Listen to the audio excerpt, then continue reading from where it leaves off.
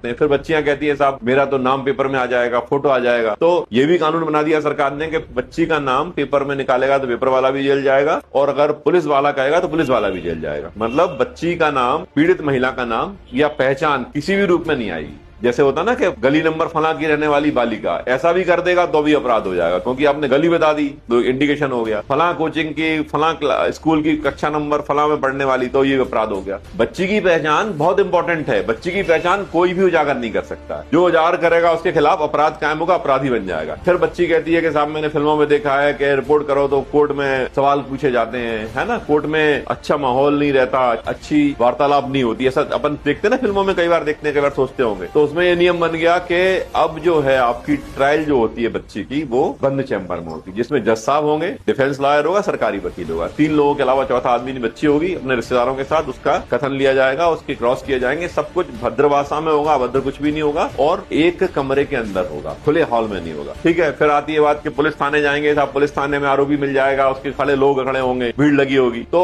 ये इंश्योर किया गया कि पुलिस थाने में कभी भी आरोपी के साथ बच्ची का सामना नहीं होगा। ये इंश्योर करना पुलिस का काम। हम इंश्योर करेंगे कि आपको आपका सामना नहीं कराएं। फिर और बात आई कि बच्ची ने कहा नहीं थाना जाना ही नहीं है हमें, हम थाने नहीं जाएंगे। तो फिर नियम है कि पुलिस वाला आपके कहने पे आपके घर आके आपका बयान लेगा। ठीक है। आपके घर आके आपके स्टेटमेंट होंगे, और आपके स्टेटमेंट आपके पसंदीदा व्यक्ति, चाहे वो चाचा, नाना, ताऊ, मामा, पापा, बहन, भाई, जो भी हो उसके सामने होंगे। आपके स्टेटमेंट कभी भी ऐसे नहीं होंगे कि कोई भी किसी के भी सामने ले लें या कहीं भी ले लें। फिर आई बात क्या कि साहब पुलिस वाले बयान पता नहीं सही लिखेंगे कि नहीं लिखेंगे, मैंने कुछ लिखाया था कुछ लिख दिया। ऐसा आता ना भी, और शिकायतें हम लोग के पास आती है कि सर मैंने ये बताया था ये लिख लिया पुलिस वाले ने। तो उसमें ये नियम बन गया कि वीडियोग्राफी की जाएगी, तुरंत आपकी वीडियो बनाई जाएगी कथन देने की, और वीडियो डायरी में लगाई जाएगी। तो अब ये समस्या भी खत्म हो गई कि बच्ची ये कहे कि साहब हमने तो बोला नहीं था और हमारा कुछ भी लिख दिया। तो वीडियो आपका बयान होगा। अब वीडियो में जो आप बोलोगे वही बोले दिखेगा और वही लगा रहेगा डायरी में। फिर और बात आई कि भाई आप फिर बाद में कोर्ट में बयान बदल देते हैं, लोग धमका देते हैं, कुछ प्रलोभन देते थे, कुछ लोग रिश्तेदारी राजीनामा बताते हैं, तो तत्काल उसका कोर्ट में बयान पुलिस करा देगी। अगले दिन रिपोर्ट करने के अगले दिन कोर्ट में बयान हो गया।